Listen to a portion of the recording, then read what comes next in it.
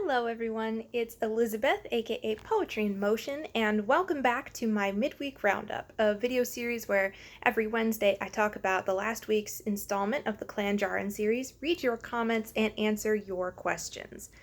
So you guys got a double shot this week.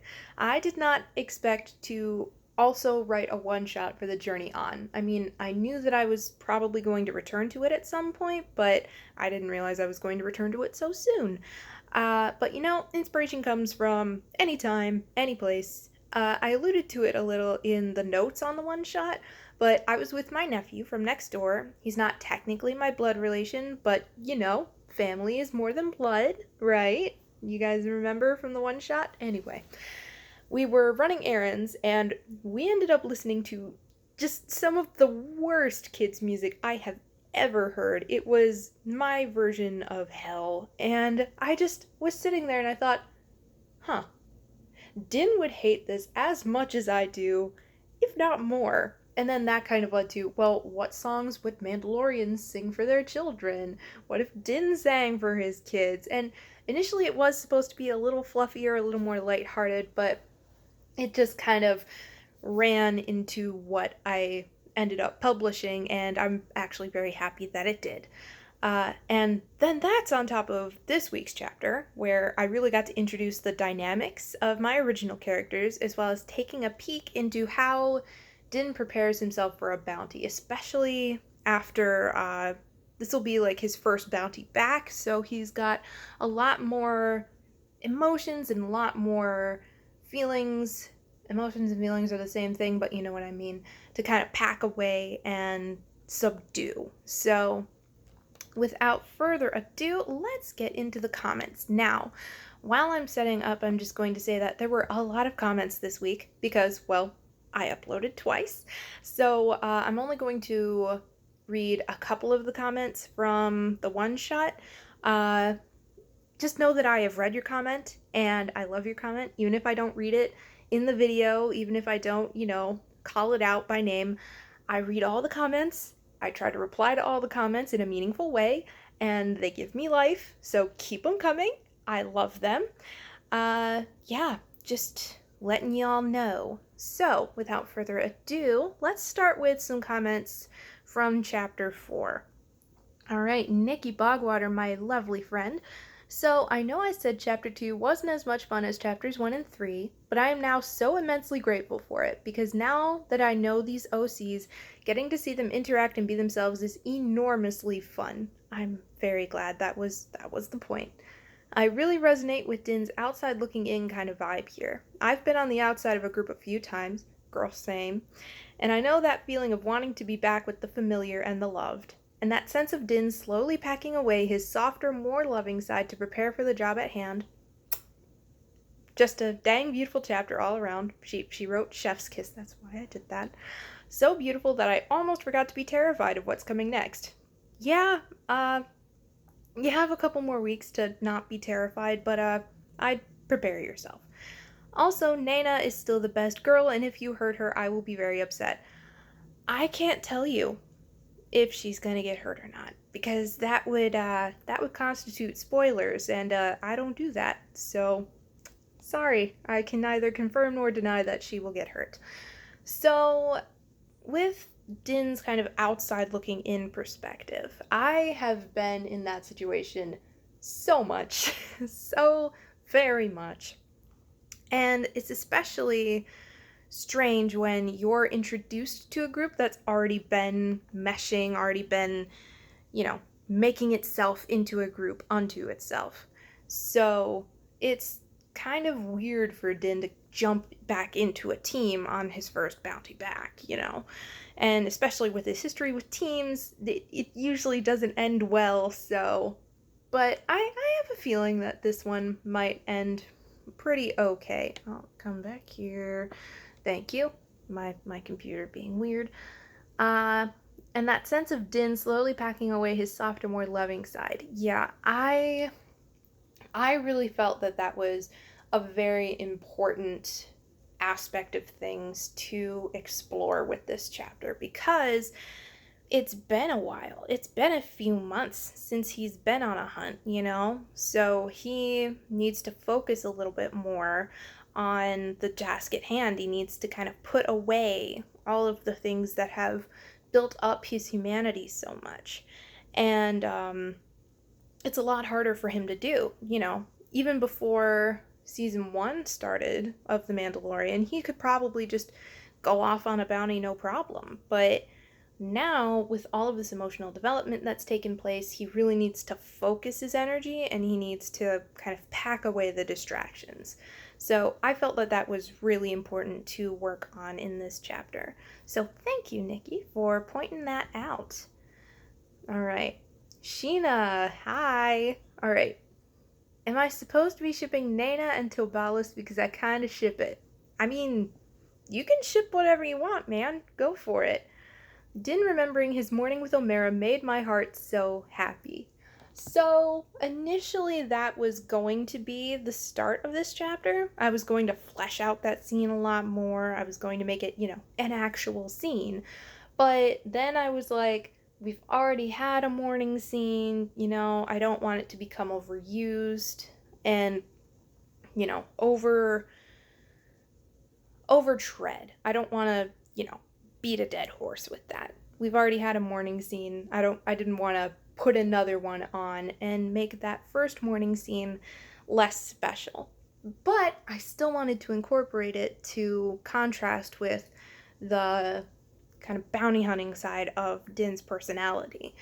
I was actually, while I was writing that, I was actually kind of inspired by, in Act 3 of Romeo and Juliet, which normally I am loath to reference Romeo and Juliet because I think it is one of the most overrated of Shakespeare's plays. It's really good, don't get me wrong, but it's no Macbeth is what I'm saying. But anyway, I'll get off my Shakespeare soapbox for a minute. But I was really inspired by, in Act 3 of Romeo and Juliet, after they've gotten married, Romeo and Juliet are arguing, is it morning or is it night? Do I have to leave? I don't want to leave. You know, I have to, but I don't want to. So I wanted to kind of bring in that kind of vibe of that moment where you're just like, just 5 more minutes. Give me 5 more minutes with you because I don't want you to go. And yeah, that I love to pull from Shakespeare, you know. I use his 5 plot structure with a lot of my writing. So it was important for me to bring in some more of the bard here. Sheena also noticed that I had a typo in there, which, thank you, actually. I'm very glad that you noticed that because I didn't. And for all you guys out there, if you notice I have a typo, please don't hesitate to tell me about it because I will go in and fix it and I will, you know, not be as embarrassed about it. I won't be embarrassed, just let me know because I want to bring you the best content I can, and accidentally using a gendered pronoun for a non-binary character, not exactly the best. And now the obligatory key smash. All right, here we go. Let's do this. It starts with hue. All right. Huesog quad brif bufequib beduga kagadu. Yeah. Same. Just, Sheena, never stop being yourself. I love it. All right. Kit 1. I love your flow in this story, back and forth. Yeah, that was very important for me too, because the story on Navarro is just as important as the story on Ilion, because, well, you'll see next week. You'll see with this week's chapter why the story on Navarro is so important. But, yeah, after next week, it's just for the sake of continuity, it's probably just going to be on Ilion for, like, 4-ish chapters. I would have to look back at my plot summary, but yeah, it's, you know, next week we're going to be back on Navarro, and then we'll get into the action. The Rock was hilarious. Yeah.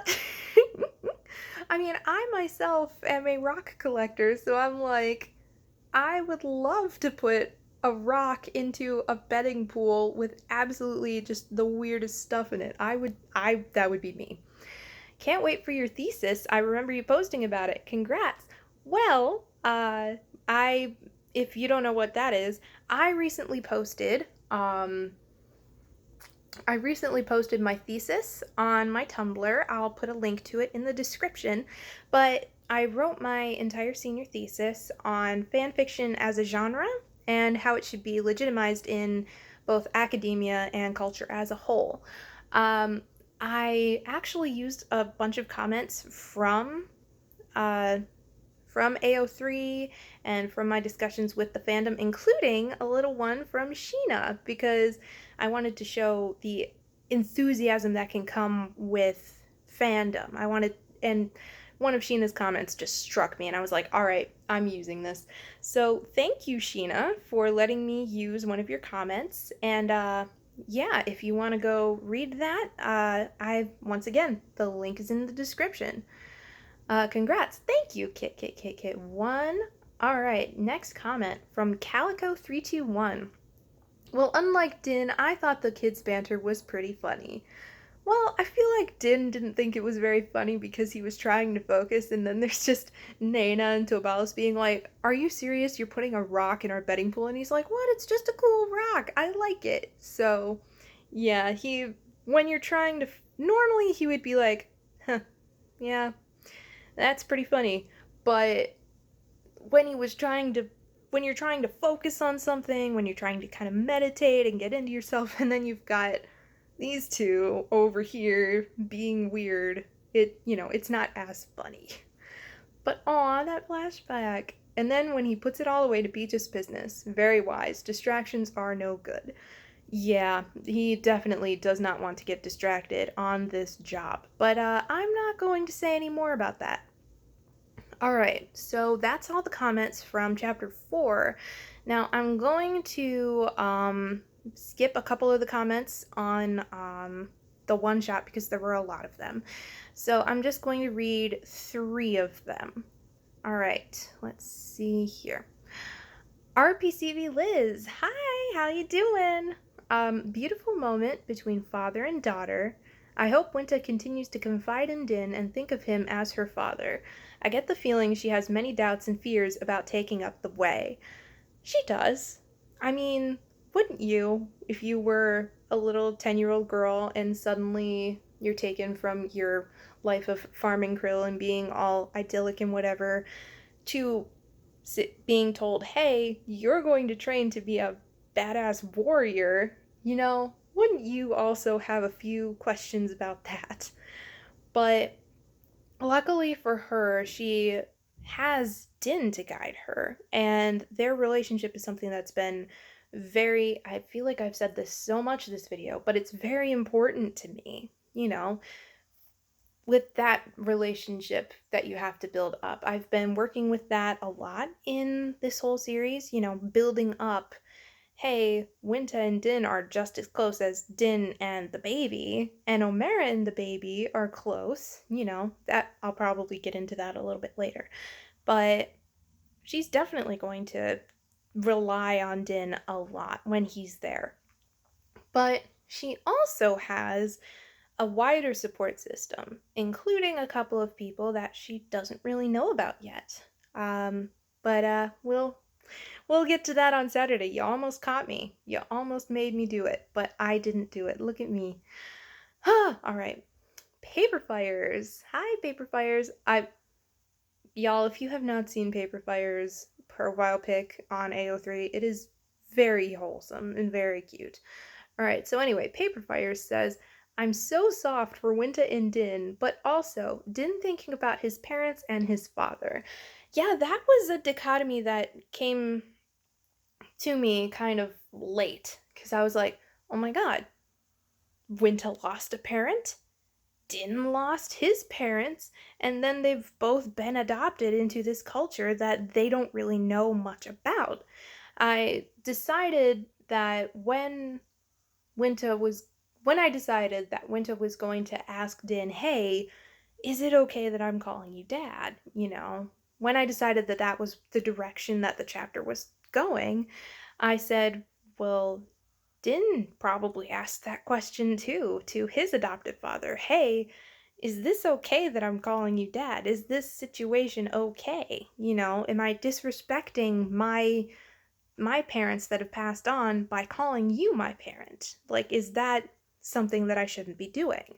So Din pulled on that experience in order to ease Winta's mind about it. That yes, we are a family. It doesn't matter that genetically you and I are not the same. It doesn't matter. You are my daughter, I'm your father, and that is that, you know? So, and Calico321 also comments on that. I'm not crying. One thing this fandom does exceptionally well is highlighting family bonds not requiring blood relations. So beautifully done here. That's something I absolutely love about Star Wars in general, is it's found family all over the place. Family, especially in Mandalorian culture, family is not limited to blood. What is it? Here we go. Alit Orishia Taldin, family is more than blood. With Mandalorian culture, adoption is mostly where kids come from. I mean, obviously, there are kids that are born to Mandalorian parents, but a lot of the time it's adoption. And it's not looked down on. It's not, seen as inferior as having kids, the biological way. It's very important to Mandalorian culture to adopt foundlings into your clan and into your family. So it's not just a Mandalorian thing, though. It's the whole of Star Wars is full of found family, and it's full of people realizing that blood ties are not always the most important. Sometimes the ties that you make with other people are so vital, The the family you choose can be just as important, if not more important, than the family you're born into, that phrase, blood is thicker than water, is actually not about, blood family is more important than your found family. The full phrase is the blood of the water is thicker than the covenant of the womb, than the water of the womb. So it's about the family you choose can sometimes be stronger than the family you're born into. So choose your family wisely, friends. If you have friends, make sure you tell them that you love them, and make sure that you nurture those friendships, because that's a family too. Wow, that got emotional. That got deep. I'm 14 and that is deep. All right, well, I think that is where we are going to wrap things up this week. Once again, this week's chapter, we're going to be going back to Navarro to kind of see how the clan of 4, the 3 that are left on Navarro, are doing right now. So if you have any questions, comments, leave them on my work NAO3. My Ask Box on Tumblr is open. My DMs on Twitter are open. So if you have any questions or comments, just send them my way. All right, thank you guys so much for watching, and I will see you this Saturday. Bye!